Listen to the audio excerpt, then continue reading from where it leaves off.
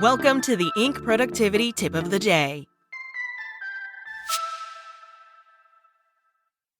Today's tip: what leaders can learn from Chick-fil-A's uphill battle of rebuilding trust with customers. An expert opinion from Peter Economy, the leadership guy. A couple of years ago, a new Chick-fil-A restaurant was under construction in my neighborhood. Now, Chick-fil-A and I go way back. I went to high school in Georgia.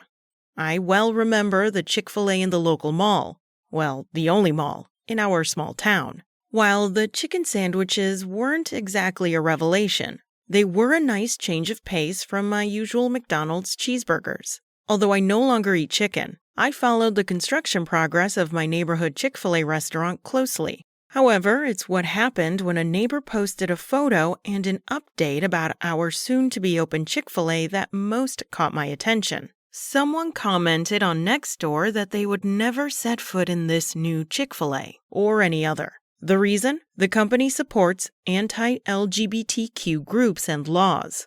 That was news to me.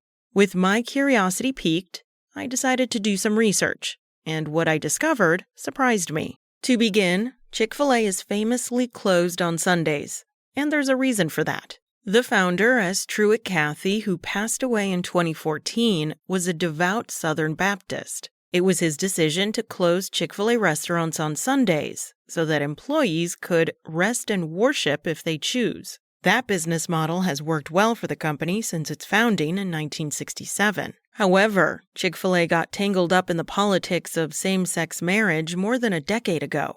News reports asserted that the company had donated many millions of dollars to groups considered to be anti-gay. The reported donations sparked widespread protests, boycotts, and criticism at the time. However, Chick-fil-A stopped donating to such organizations years ago. Now, the company's giving is aligned with the company's corporate social responsibility areas: caring for people, caring for communities, caring through food, and caring for the planet.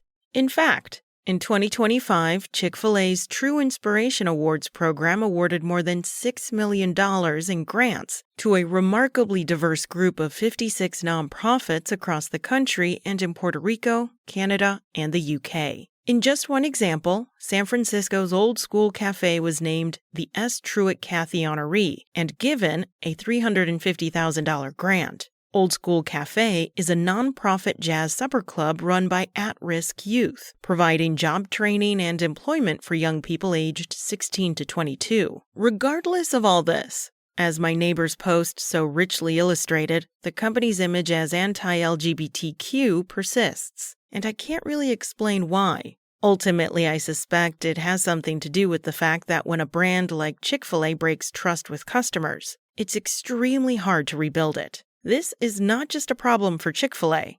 According to a recent PwC survey, 90% of business executives think customers highly trust their companies, while only 30% of consumers actually do. That's a huge problem for businesses of all sorts. So the message to leaders is clear. When you break trust with your customers, you've got to do everything in your power to quickly rebuild it. Like right now. If you don't, you'll find yourself on the business end of posts like the one my neighbor left on Nextdoor, perhaps many years after that trust was broken in the first place. That would be a real shame. That's it from Inc.